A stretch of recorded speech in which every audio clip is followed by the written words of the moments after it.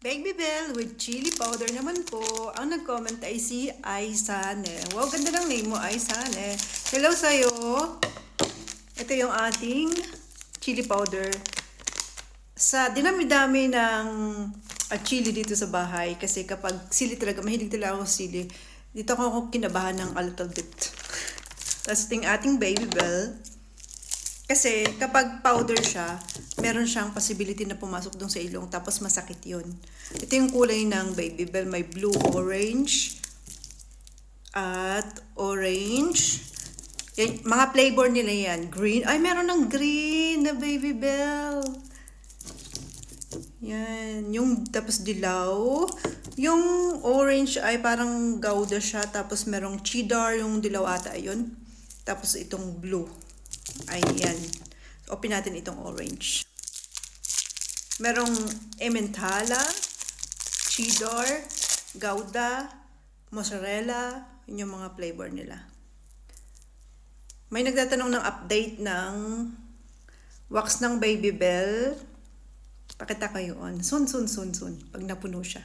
Hindi pa kasi masyadong puno yung garapon. Ayan yung ating Baby Bell. Ito pala, ang laman niya ay 6 na peraso. Ayan. Meron daw sa Landers, saka sa SNR ata yun. Wala mabibili.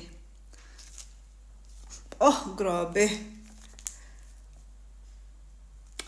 Dahil taga Bicol kami, mahilig talaga kami sa mga maanghang. Pero ito ang masyado, ayan o, chili powder. Extra hot pati yung nakalagay. Let's try. Nakaban ako, slight ha. Kasi grabe yung ano niya, yung amoy niya. Talagang cheers. Anghang. Okay.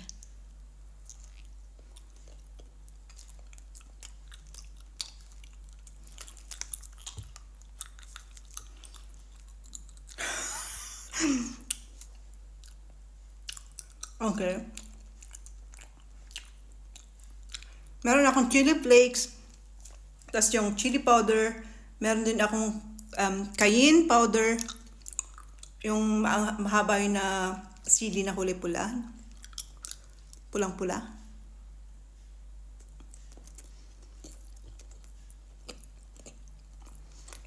Maanghang siya ah. Siguro yung level ng anghang nasa 9. Hindi siya magandang i-partner sa Baby Bell. Marami nagtatanong kung ano yung Baby Bell. Gawa po siya sa gatas, yung Baby Bell.